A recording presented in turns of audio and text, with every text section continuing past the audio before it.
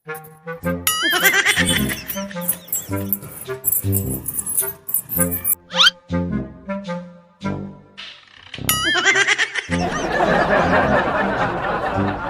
few moments later. Uy, si Boss Dwarf yun ah.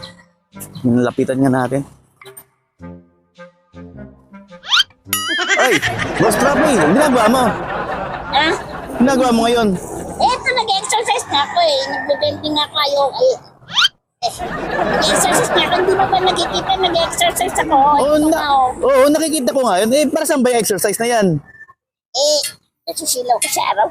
Nag-exercise nga ako para nga magkaroon ako ng good health. Kasi kailangan tayong mag-exercise para magkaroon tayo ng good health. Maganda yung araw. O, dapat ganun.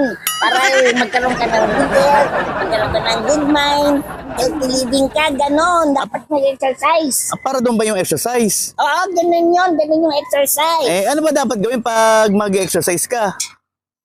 Ay, siyempre, ang unang gagawin mo, kapag ikaw nag-exercise ka everyday, dapat hindi ka kakain ng tinapay. Oo. Tapos dapat hindi ka kakain ng mga chichirya. Bawal yun kasi nag-exercise ka nga eh. Tapos dapat tubig lang. Oh, so pag mag-exercise dapat walang tinapay, walang chichirya, Oo. at puro tubig lang gagawin. Dapat tubig lang. Kasi healthy living nga eh. Dapat ganun lang. Ay, lalo na tinapay kasi mataas ang ano ng tinapay. Mataas yung tawag nilang carbon monoxide. Carbohydrates. Carbohydrates ba yan? Ay, basta yun.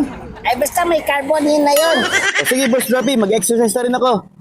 O sige, mag-exercise ka na habang maganda pa yung init ng araw. Ikaw na, tandaan mo ha.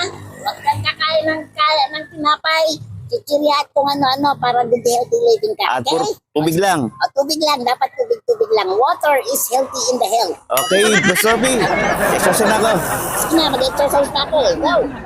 A few moments later. Nasa kaya si Boss Droppy? Hindi ka naman din makikita ah. Dito lang yun eh. Uy, ayun siya. Ano ba ginagawa ni Boss Droppy dyan? Ah, baka nagpapahinga, napagod sa exercise niya. Kita niya natin. Ay, Boss Droppy, ano ginagawa mo dyan?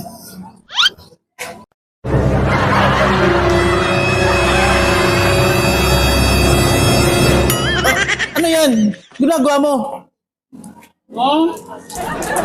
Kala ko nag-exercise ka. Ano yan? Kala ko magbawal ang tinapay at chichira pag nag-exercise. Paano yung healthy living na sasabi mo? Nagutom ako eh. Di ba sabi mo, pag-exercise dapat walang tinapay, walang chichirya. Eh ano yung mga hawak mo? Dapat puro tubig lang. Nagutom ako eh. Hindi ka lang kumain pagkatapos mag-exercise. Nagutom ako eh. Kaya yan. May tubig naman ako eh. Ah, ganun. Masarap ang tinapay, masarap ang chichirya pag nag-exercise. Ah, Tapos nagutom kasi ako eh. Ang hirap pala mag-exercise. Pero